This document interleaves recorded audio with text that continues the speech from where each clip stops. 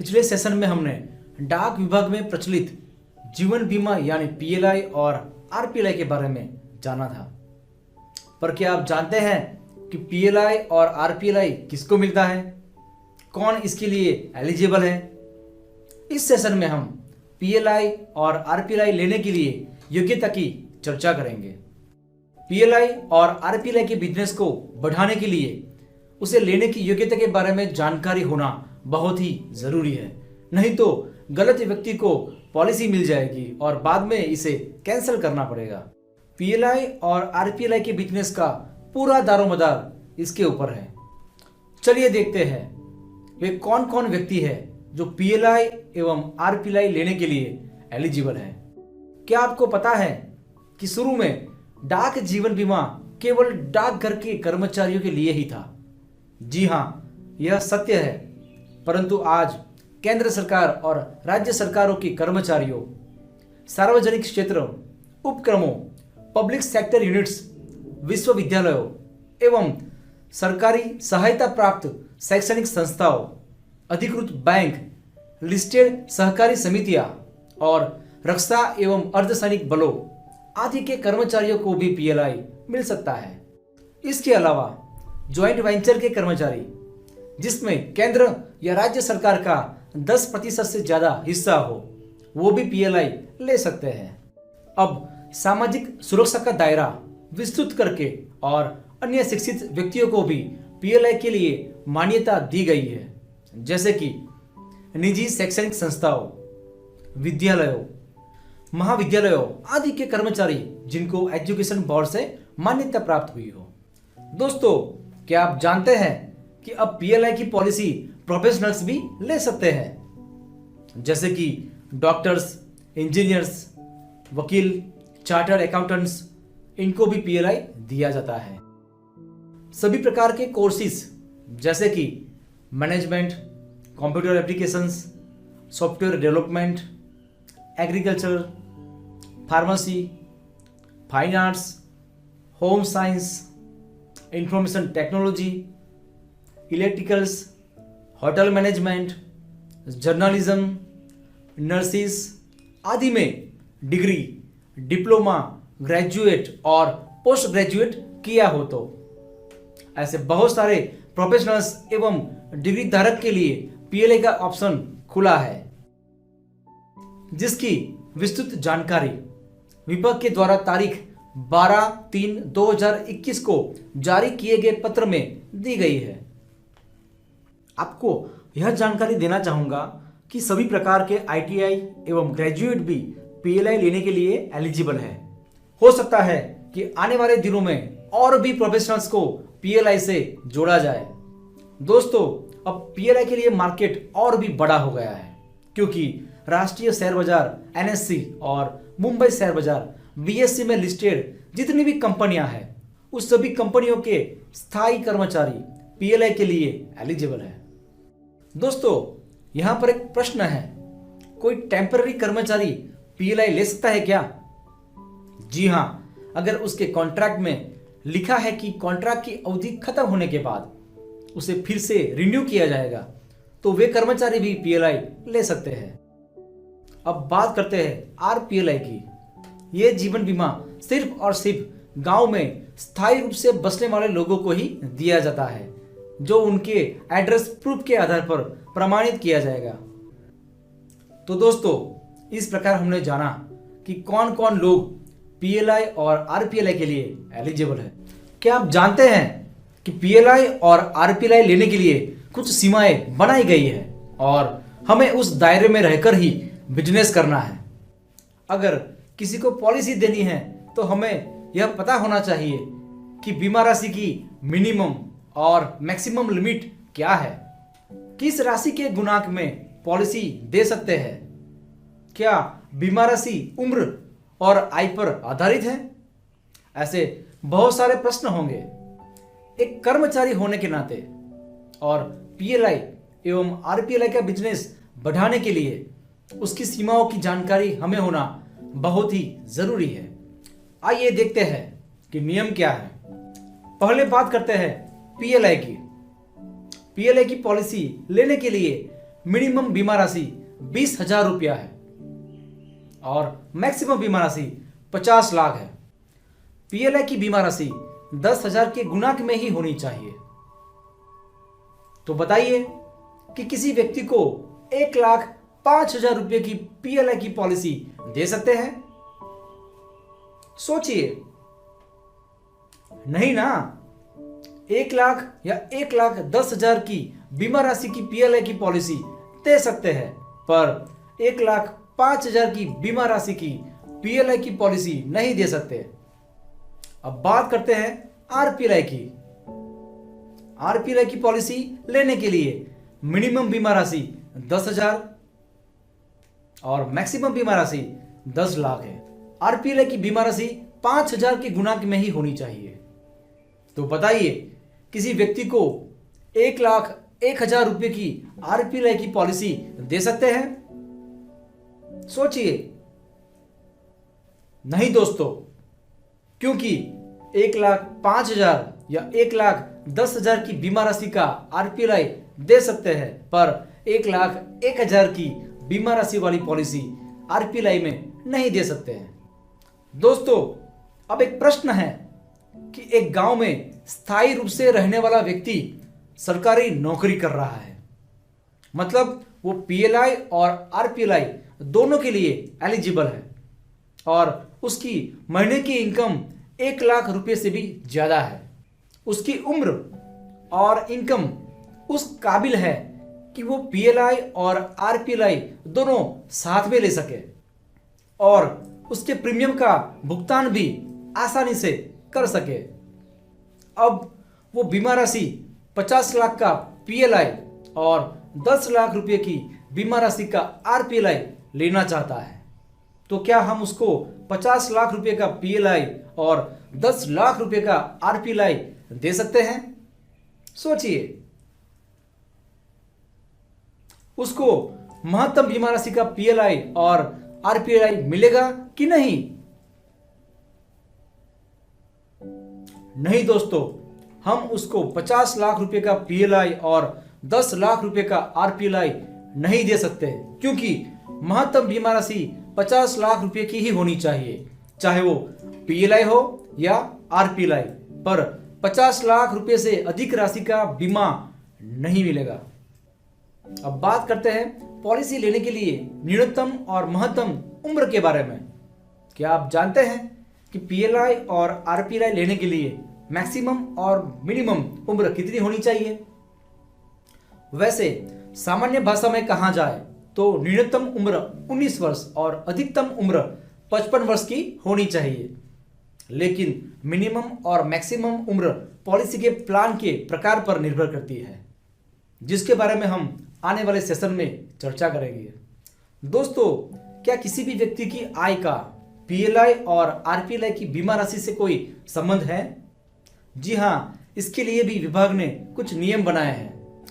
यदि आवेदक की उम्र 40 वर्ष से कम है तो उसकी सालाना आय का 10 गुना तक की राशि का बीमा कर सकते हैं, और यदि किसी आवेदक की उम्र 40 वर्ष से ज्यादा है तो उसकी सालाना आय का 7 गुना राशि तक का बीमा कर सकते हैं। जो यहाँ पर तारीख 12 फरवरी 2019 को विभाग द्वारा जारी कार्यालय आदेश संख्या 25-02/2017-LI में दर्शाया गया है, वो आप यहाँ स्क्रीन पर देख सकते हैं। तो दोस्तों, इस प्रकार हमने पीएलआई और आरपीएलआई लेने के लिए बीमा राशि, उम्र और इनकम के क्राइटेरियाज के बारे में जाना। उपरोक्त विषयों के बारे में और अधिक जानकारी यहाँ स्क्रीन पर दर्शाए गए माध्यमों से मिल सकती है।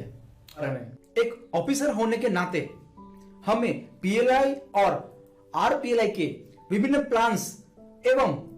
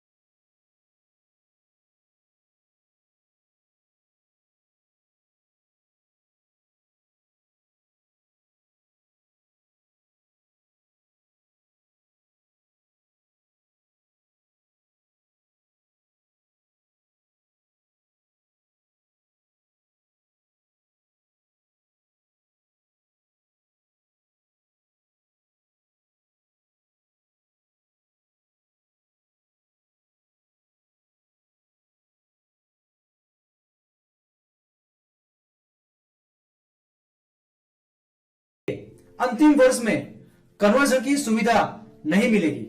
हम बात करेंगे पीएलआई और आरपीएलआई के अन्य प्लान के बारे में।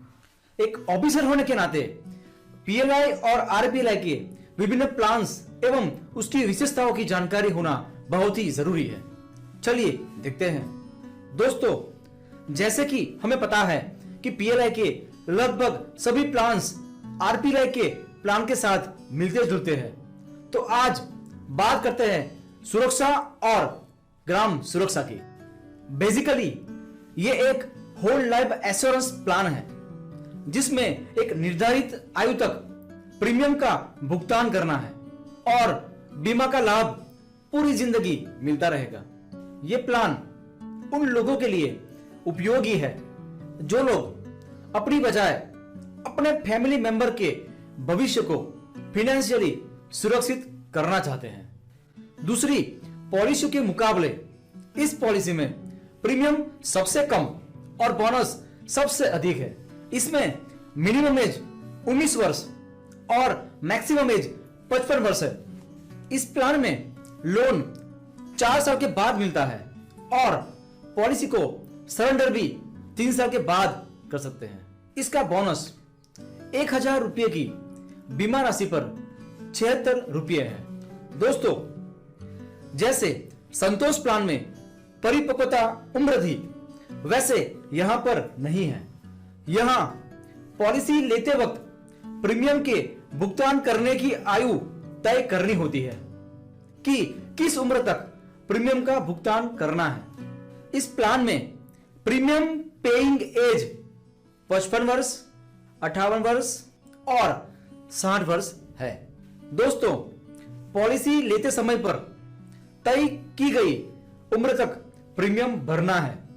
उसके बाद प्रीमियम भरना नहीं है, लेकिन बीमा जारी रहेगा। बीमा राशि एवं बोनस की राशि मिला के कुल राशि जमा रहेगी और हर साल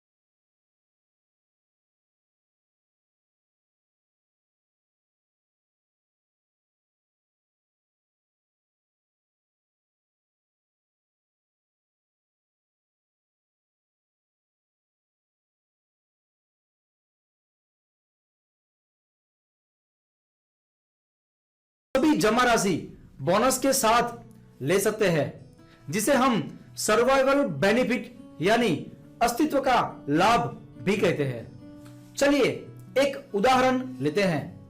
यदि एक 30 साल का व्यक्ति 10 लाख रुपए का सुरक्षा बीमा 60 साल की आयु तक के प्रीमियम के भुगतान का लेता है, तो उस वक्त बीमा राशि के अलावा वर्तमान दर के अनुसार उसका बोनस बनेगा ₹22,80,000। उस बीमा धारक को 60 साल की उम्र के बाद प्रीमियम भरना नहीं है और उसमें बोनस जब तक वो जीवित रहेगा तब तक जमा होता रहेगा। 80 वर्ष की उम्र में वो पूरी राशि निकाल सकता है, जिसमें केवल बोनस की रकम ही 38 लाख रुपए होगी, जिसे हम सर्वाइवल बेनिफिट कहते हैं। इस पॉलिसी में भी कन्वर्जन की सुविधा दी गई है, जिसकी विस्तृत चर्चा आने वाले सेशन में करेंगे। दोस्तों, अब बात करेंगे आरपीएलआई के प्लान ग्राम सुरक्षा की। यह प्लान पीएलआई के सुरक्षा प्लान जैसा ही है, सिर्फ दोनों के बीच में बोनस रेट का फर्क है। पीएलआई के सुरक्षा प्लान का बोनस रेट 76 रुपये प्रति 1000 है, जबकि आरपीएलआई के ग्राम सुरक्षा प्लान का बोनस रेट 60 रुपये प्रति 1000 है।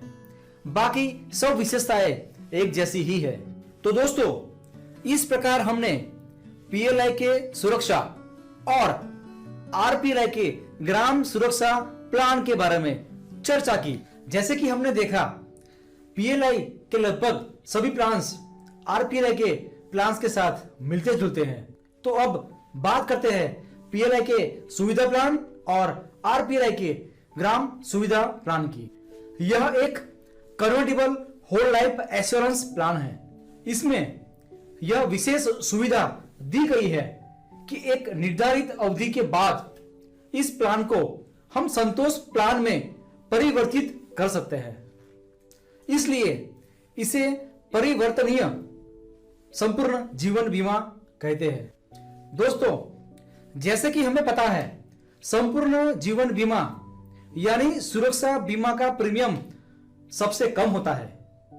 इस सुविधा प्लान में भी पहले 5 वर्षों तक हमें सुरक्षा बीमा का प्रीमियम ही भुगतान करना होता है और इन प्रथम 5 वर्षों में संपूर्ण जोखिम का कवर भी होता है।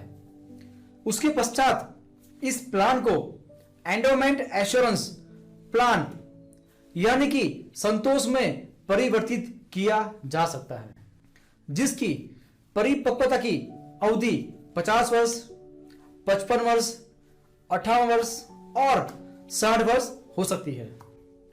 दोस्तों, कई संस्थानों में यह नियम बनाया गया है कि नौकरी के शुरुआत के 2 से 5 साल तक फिक्स सैलरी ही दी जाती है। उसके बाद उन संस्थानों के कर्मचारियों को परमानेंट करके पूरी सैलरी दी जाती है।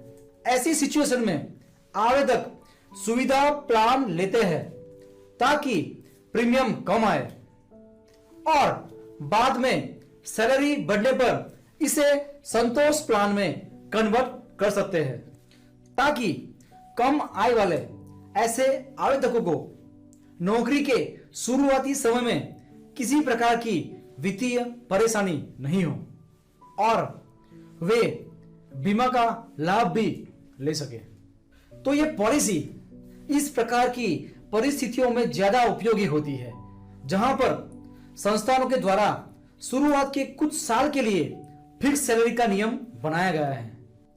यह सुविधा प्लान बेसिकली सुरक्षा प्लान जैसा ही है। अगर इस प्लान को परिवर्तित नहीं किया गया तो इसमें सुरक्षा प्लान के ही सभी नियम लागू होंगे तथा बीमा धारक को 60 वर्ष की अवधि तक प्रीमियम का भुगतान करना पड़ेगा। इसके अलावा सुरक्षा प्लान की तरह ही इसमें मिनिमम एज 19 वर्ष और मैक्सिमम एज 50 वर्ष है। 4 साल के बाद लोन मिलती है और पॉलिसी को 3 साल के बाद सरेंडर कर सकते हैं। इसका बोनस 1000 रुपये की बीमा राशि पर 76 रुपये ही रहेगा। पॉलिसी होल्डर की उम्र 80 वर्ष की होने पर उसे सर्वाइवल बेनिफिट का लाभ भी दिया जाएगा। तो फिर दोस्तों, ये प्रश्न होगा कि इस पॉलिसी को संतोष में परिवर्तित कब कर सकते हैं?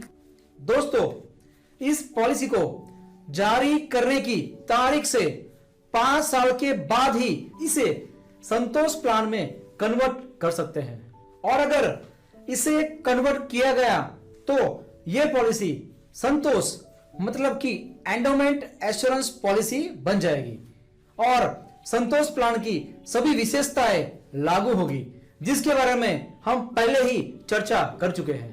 दोस्तों, हमने जाना कि पॉलिसी लेने के 5 वर्ष के बाद इस पॉलिसी को संतोष में कन्वर्ट करवा सकते हैं।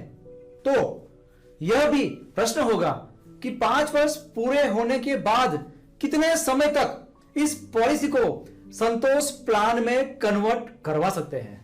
दोस्तों, 5 साल के बाद पूरा 1 वर्ष ग्रेस पीरियड के तौर पर दिया जाता है, जिसमें इस पॉलिसी को संतोष में कन्वर्ट करवा सकते हैं। मतलब सिर्फ और सिर्फ 6वें वर्ष में ही सुविधा बीमा प्लान को संतोष बीमा प्लान में कन्वर्ट कर सकते हैं। यदि 5 वर्ष के पश्चात 1 वर्ष की अवधि में कन्वर्जन के विकल्प को नहीं अपनाया जाता है तो इस पॉलिसी को संपूर्ण जीवन बीमा यानी कि सुरक्षा बीमा ही माना जाएगा। दोस्तों, अब बात करेंगे आरपीएलआई के ग्राम सुविधा प्लान की। यह प्लान पीएलआई के सुविधा प्लान जैसा ही है। अगर पीएलआई के सुविधा प्लान को कन्वर्ट किया गया तो वो संतोष प्लान बन जाएगा और अगर नहीं किया गया तो वो सुरक्षा ही बना रहेगा।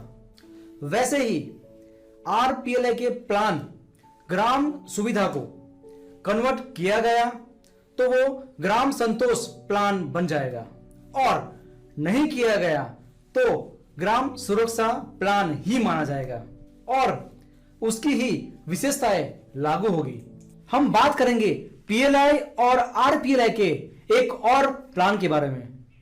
दोस्तों, आइए बात करते हैं पीएलआई के प्लान सुमंगल और आरपीएलआई के प्लान ग्राम सुमंगल के बारे में। बेसिकली यह एक एंटीसिपेटेड एंडोमेंट एश्योरेंस प्लान है।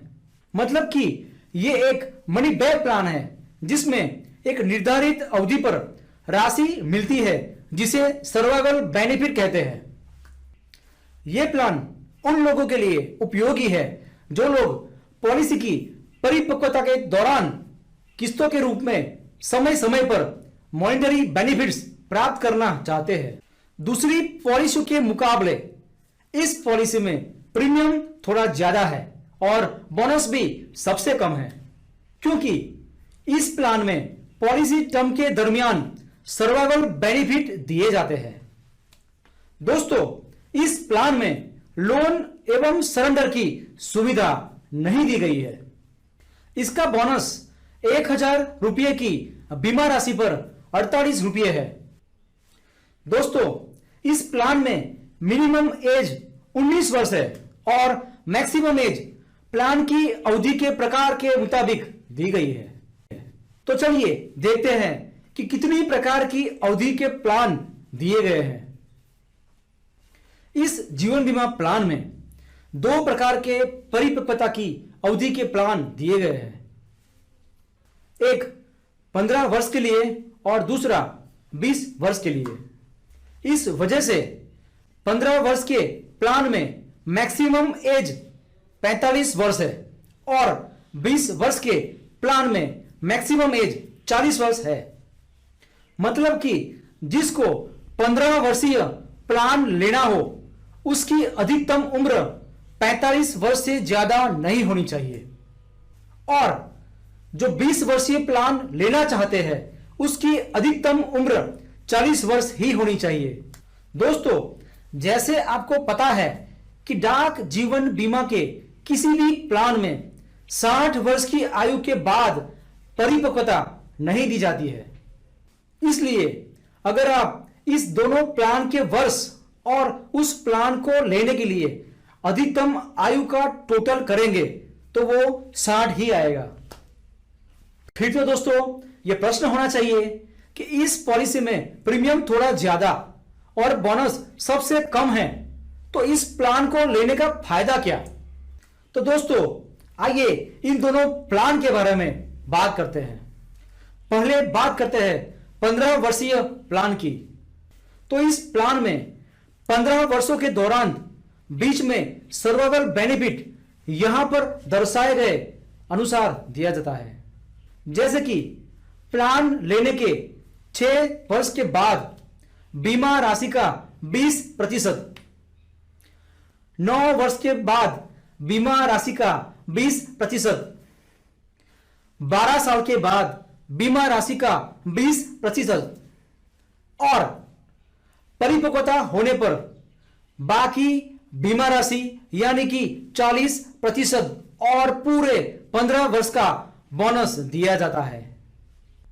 इसी प्रकार अगर बात करें 20 वर्षीय प्लान की, तो इस प्लान में भी बीच में सर्वाइवल बेनिफिट्स यहां पर दर्शाए अनुसार दिए जाते हैं। जैसे कि प्लान लेने के 8 वर्ष के बाद बीमा राशि का 20%, 12 साल के बाद बीमा राशि का 20%, 16 साल के बाद बीमा राशि का 20% और परिपक्वता होने पर बाकी बीमा राशि यानी कि 40% और पूरे 20 साल का बोनस दिया जाता है।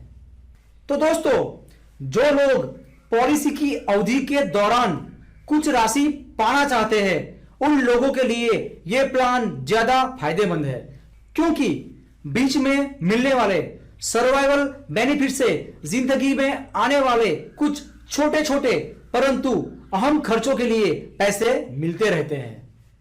दोस्तों, यह प्लान में पॉलिसी को परिवर्तित करने की सुविधा नहीं दी गई है।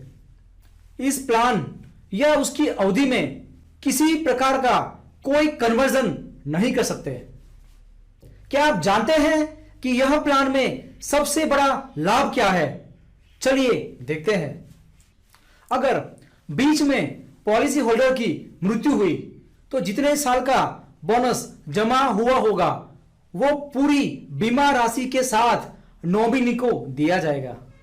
मतलब कि बीच में मृत्यु होने पर सर्वाइवल बेनिफिट जो दिए गए हैं उसकी बीमा राशि में कोई कटौती नहीं की जाएगी। पे किया हुआ सर्वाइवल बेनिफिट माफ किया जाएगा और पूरी बीमा राशि फिर से दी जाएगी। इसके अलावा सर्वाइवल बेनिफिट की कोई किस्त ड्यू होगी तो वो भी दी जाएगी, पर मृत्यु होने के बाद मिलने वाला सर्वाइवल बेनिफिट नहीं दिया जाएगा, क्योंकि बीमेदार जीवित ही नहीं है। चलिए इसे एक उदाहरण से समझते हैं। एक व्यक्ति ने 10 लाख रुपए का सुमंगल प्लान 20 वर्ष की टर्म के लिए लिया है। उसमें बोनस जब तक वो जीवित रहेगा या प्लान की परिपक्वता होगी तब तक जमा होता रहेगा। इस प्लान में 10 लाख रुपए की बीमा राशि के प्लान में यहां पर दिए गए समय पर सर्वाइवल बेनिफिट दिए जाएंगे। जैसे कि 8 वर्ष के बाद 20% मतलब 2 लाख रुपए, 12 वर्ष के बाद 20% मतलब और 2 लाख रुपए, 16 वर्ष के बाद 20% मतलब और 2 लाख रुपए और परिपक्वता होने पर बाकी बीमा राशि 40% यानी कि 4 लाख रुपए 20 वर्ष के बोनस के साथ दिए जाएंगे। दोस्तों, यहां पर फायदा यह है कि मान लो पॉलिसी लेने के बाद बीमेदार की 18 वर्ष के पश्चात मृत्यु हो जाती है तो दिए गए सर्वाइवल बेनिफिट्स जो 16 साल तक 6 लाख रुपए दिए गए हैं वो माफ किए जाएंगे और पूरे 10 लाख रुपए 18 वर्ष के बोनस के साथ नॉमिनी को दिए जाएंगे। दोस्तों, अब बात करेंगे आरपीएलआई के प्लान ग्राम सुमंगल की। यह प्लान पीएलआई के सुमंगल प्लान जैसा ही है, सिर्फ दोनों के बीच में बोनस रेट का फर्क है। पीएलआई के सुमंगल प्लान का बोनस रेट 48 रुपया प्रति 1000 है और आरपीएलआई के ग्राम सुमंगल प्लान का बोनस रेट ₹45 प्रति 1000 है। बाकी सब विशेषताएं एक जैसी ही है।